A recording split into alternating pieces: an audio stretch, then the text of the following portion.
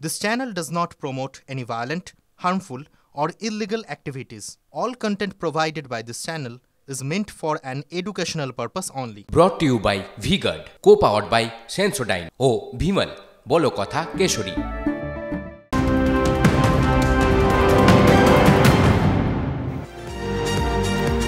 বিধাননগরে hoarding নিয়ে তো একের পর এক অভিযোগ উঠছে, সেদিকে তো শুভজিৎ আমাদের নজর রয়েছে। এই পাশাপাশি বিধাননগরের এই হোর্ডিং বিতর্কে হাটে হাড়ি ভাঙলেন ওয়েস্ট বেঙ্গল আউটডোর হোর্ডিং অ্যাসোসিয়েশনের কার্যরত সমিতির একজন সদস্য।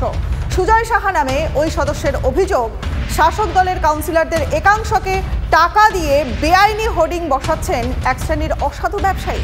টিভি9 বাংলায় বিস্ফোরক হোর্ডিং ব্যবসায়ীদের সংগঠনের কার্যকরী সমিতির সদস্য সুজয় সাহা বিধাননগরের বেআইনি হোর্ডিং থেকে জরিমানা আদায়ে পুর নিগমের নিষ্ক্রিয়তা নিয়ে লাগাতার খবর করে চলেছে টিভি9 বাংলা। ঠিক সেই নিষ্ক্রিয়তার প্রশ্নে শাসক দলের কাউন্সিলরদের একাংশ হোর্ডিং ব্যবসায়ী সংগঠনের আতশ কাচের তলায় চলে এলো।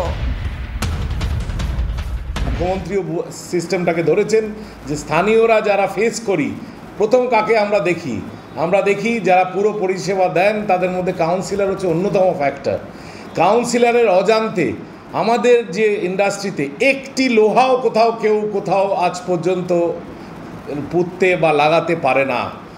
ঠিক কোভিডের সময় থেকে সূচনা শুরু, সেখান থেকে বেআইনি রমরমা বিধাননগরে কারা ঢুকে পড়লো, কারা স্থানীয়ভাবে আলোচনা করে লাগিয়ে ফেলছে। আমাদের সম্পূর্ণ অনেক জায়গায় আমাদের আইনি জায়গা বেআইনি লোক দখল করে বসে আছে ফ্লেক্স লাগিয়ে। আমি ব্যবসাদার বলছি বটে, তারা ব্যবসাদার নয়, তারা হঠাৎ করে কিছু জিনিস মুনাফা নিতে আসে স্থানীয়ভাবে কারোর সাথে যোগাযোগ করে। আমি এখানে বলছি না যে সমগ্র কাউন্সিলরগণ বা অনারেবল যারা নাম পজিশনে আছেন তারা খারাপ, তাদেরও হয়তো এই সদিচ্ছা আছে। যারা বেআইনি কাজ করতে আসে তারা টোকেন অ্যামাউন্ট কোনো স্থানীয় কোনো প্রতিনিধিকে দিতে পারে।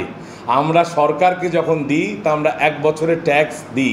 কলকাতা আমি ওরমভাবে দেখিনি যা বিধাননগরে বেআইনি জিনিস চলতে থেকেছে।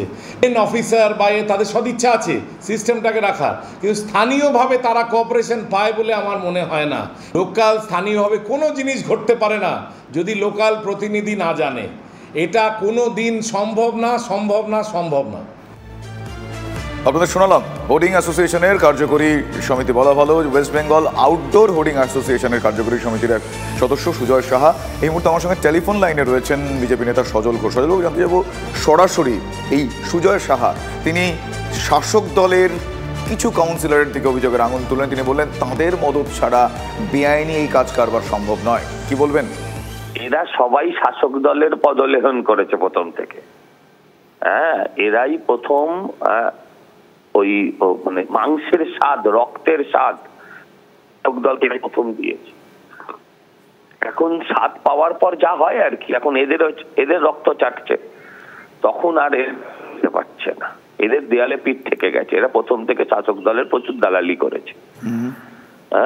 তো ঘটনা যেটা উনি বলছিলেন, আমি শুনছিলাম, পুরোটাই ঠিক বলছিলেন যে আজকে এমন একটা জায়গায় চলে এসছে, এখন কমার্শিয়াল ওয়াল নয়, পাড়ায় পাড়ায় কাউন্সিলররা নিজেরাই ওয়াল তৈরি করে নিচ্ছে, স্ট্রাকচার দিয়ে বহু জায়গায় নিজেরা ফ্রেম তৈরি করে নিচ্ছে, সেখানে নিজেরা মানে এরা গিয়ে লাগাচ্ছে বা কোনো অর্গানাইজেশন গিয়ে লাগাচ্ছে, সেখান থেকে এরা পয়সা নিয়ে নিচ্ছে ক্লাবের নামে, অমুকের নামে, তমুকের নামে। পুরো হোর্ডিংটাই বেআইনি। সজলবাবু, আমি এক্ষেত্রে জানতে যাবো যে সুজয় সাহা যার বক্তব্য শোনালেন, আপনি যেরকম বললেন, তো এক্ষেত্রে এতদিন ধরে তারা চুপ করেছিলেন, হঠাৎ করে টিভি9 বাংলা, আমরা এই খবর বারবার দেখিয়েছি, এখন বিস্ফোরক মন্তব্য এতদিন কেন বলেননি? এরা প্রথম থেকে, এখন আর কিছু নেই, ওনার বিস্ফোরণে আর বারুদ নেই। প্রথম থেকে সমস্যা হচ্ছে, এরা প্রথমে কি করছিলেন, এরা প্রথমে গায়ে শোধ করছিলেন। মানে গায়ে শোধ মানে বললো মমতা দি ওখানে হাঁটবে, জনতার গর্জন হবে, বিসর্জন গর্জন, বলছে ওই হোর্ডিং লাগিয়ে দে।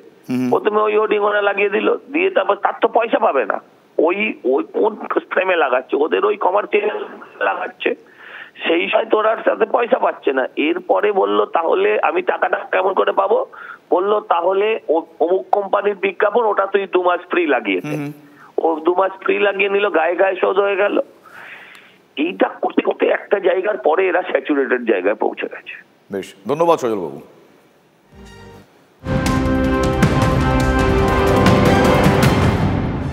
মোটামুটি 1 মাসের জন্য স্বস্তি। আপাতত হকার উচ্ছেদ নয়, 1 মাস সময় দিলেন মুখ্যমন্ত্রী মমতা বন্দ্যোপাধ্যায়। আর মুখ্যমন্ত্রীর বার্তার পরই বৈঠকে হাই পাওয়ার কমিটি। আজ দুপুর 2টোর সময় কলকাতা পুরসভার বৈঠকে ডাকলেন মেয়র ফিরহাদ হাকিম। কি থাকবে এই বৈঠকে জানবার চেষ্টা করব আমাদের প্রতিনিধি সৌরভ গুহর কাছ থেকে। সৌরভ, কি আপডেট জানতে পারছো? দেখো, গতকালই যেমন আমরা জানিয়েছিলাম যে 1 মাসের সময়সীমা বেঁধে দেওয়ার পরই মমতা বন্দ্যোপাধ্যায় 1 মাসের সময়সীমা বেঁধে দেওয়ার পরই আজকে কলকাতা পুরসভায় ফিরহাদ হাকিমের নেতৃত্বে একটি হাই পাওয়ার কমিটি বৈঠকে বসছে। বেলা 2টোর সময় কলকাতা পুর সংস্থার দপ্তরে এই বৈঠক হবে, যেখানে উপস্থিত থাকবেন ফিরহাদ হাকিম, অরূপ বিশ্বাস, মন্ত্রী মলয় ঘটক, দেবাশিস কুমার এবং অতীন ঘোষও থাকবেন পুলিশ কর্তারা। খুব স্বাভাবিকভাবেই কলকাতা তো বটে, অন্যান্য ক্ষেত্রে রাজ্যের অন্যান্য পুরসভার ক্ষেত্রেও কি হতে চলেছে এই হকার সংক্রান্ত বিষয়ে গাইডলাইন, তার কিন্তু একটা আভাস এবং সিদ্ধান্ত আজকের এই বৈঠক থেকে সহজেই পাওয়া যাবে বলে মনে করছে প্রশাসনিক মহল। সবাই কিন্তু তাকিয়ে আছেন যে গাইডলাইনটা এই মিটিং থেকে কি স্থির হয়। বেশ, ধন্যবাদ সৌরভ তোমাকে। Brought to you by V-Guard, co powered by Sensodyne ও ভিমল, বলো কথা কেশরী।